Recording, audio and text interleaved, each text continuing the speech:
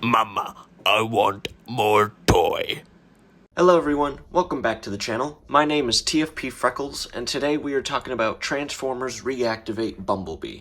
Now, regardless of whether or not Reactivate is ever going to actually come out, the figures that have come out of this four-figure toy line here have been phenomenal. I have loved just about all of them, except for Soundwave. I thought Soundwave was kind of lame, but Bumblebee is not lame. This is a cool Bumblebee here. He looks like little baby Bumblebee grew right up. He's looking tough, and he looks ready for action. This Bumblebee here will take no shit from nobody.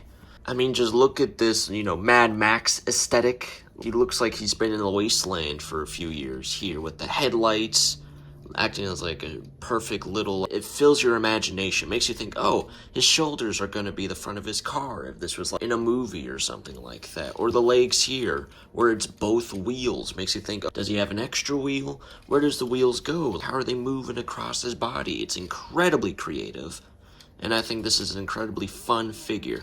Now, what sucks is he has no waist swivel. Bro has to turn his whole torso like Batman if he wants to shoot anyone. His head can look everywhere. He can look into your soul with those tiny little black eyes of his.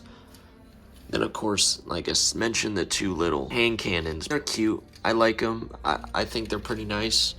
A cool little feature is the bottom of the gun handles here can fit into his shoulders. So he has shoulder-mounted guns instead of just holding them like normal, which it looks alright. That's a cute little gimmick. But that ain't what I'm here for. I'm here for this. I'm here for this figure right here specifically. Now, there's no wrist rotation, so his hands are permanently stuck in this forward position. He has minor ankle pivot. It's not bad. It's on a ball joint, so if you want him to do the splits or whatever, he could do them. He could pull it off. It doesn't mean he'll like it. It doesn't mean he wants to necessarily, but it does mean that he can do it. And behind here, the backpack is cleaned up pretty well. It all folds in real nicely. There's this little gap here, but other than that, you got tiny little wings. Almost look like he has a jetpack on his butt, like the beak from Phineas and Ferb. That kind of reminded me of, where he's gonna fly, but it's like below his center of gravity, so he's always like, whoa, whoa. Maybe that'll be a feature in the game, if we ever see the game.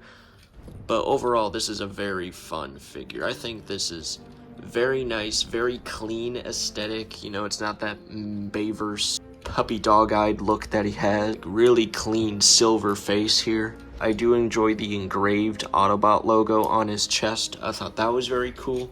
Very nice looking Autobot logo. I do like the look of that, along with the tiny little bits of red. It doesn't stick out much at all. I think that's about the only amount of red that he has. But it looks really good. I really do appreciate it. Plus, of course, the matte black that covers his limbs and the little shiny bits covering like here and his shins, but basically everything else is just a same shade of black.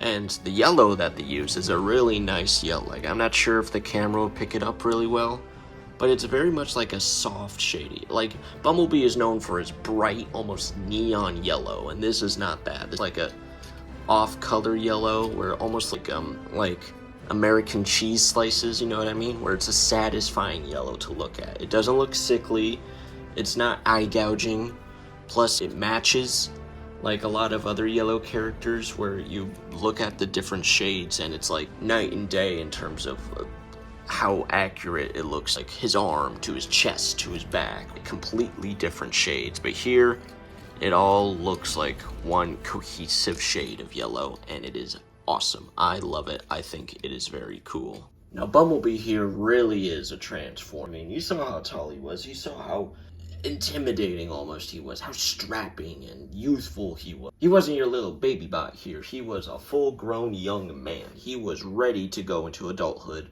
and now he's back into his little buggy form, and it is impeccable. I think this is a great mode right here. I mean, everything just hunkers down. There are no gaps. Like, it is the perfect form for him, I think, personally, for modern dystopian aesthetic.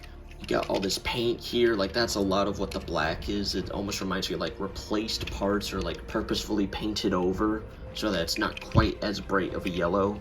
Or maybe just because it's a cool paint job, which I do agree. This is a very cool looking paint job. I like how this is more black than that. So it's not an immediate mirror of each other. It's not like, you know, poorly disguised camouflage. You know, it all looks very, like, purposefully chaotic, if that makes any sense. And of course, a little back here, which reminds me of the old War for Cybertron, Fall of Cybertron games, where every time you're speeding up, you could use a boost function, speed up that much faster, you know, hit the nitro, and it rolls really well.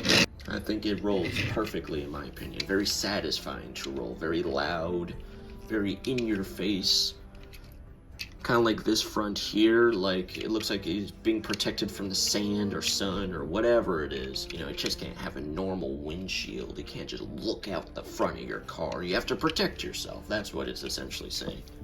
And of course, like before, the little shoulder-mounted gun things are now on the front of the car, which makes me think, like the aforementioned Transformer games, you can fire your weapons while in vehicle mode, where you're sort of drifting around. Admittedly, not a whole lot of room for you to shoot at. You know, I have to be like directly driving at it for you to hit it. But I mean, this is an awesome vehicle mode. This is awesome. I highly recommend the figure because it was initially in that Reactivate 2-pack, and then now it's out by itself in stores, and I wonder if they'll do that for the other figures as well, because it was like this one and the Reactivate Optimus is what Bumblebee was packed with, and then there was Starscream and Soundwave that were put together, which I gave the Soundwave to a friend of mine. I just didn't like it. I wasn't very impressed by it. I don't think it's good. This figure, however, I really do like this figure. I would highly recommend it. I know I haven't said anything different or unique so far, but there's not much to say. I mean, this is awesome. This is really cool. Like, you really need to get yourself this figure if you haven't already. This is incredibly fun. I enjoy it. Every time I look at it, I just get that urge to transform it. I just want to transform it. That's the whole gimmick, right? That's why we buy the toys. For nice, fun transformation. That's why we buy the toys. That's why we watch the movies.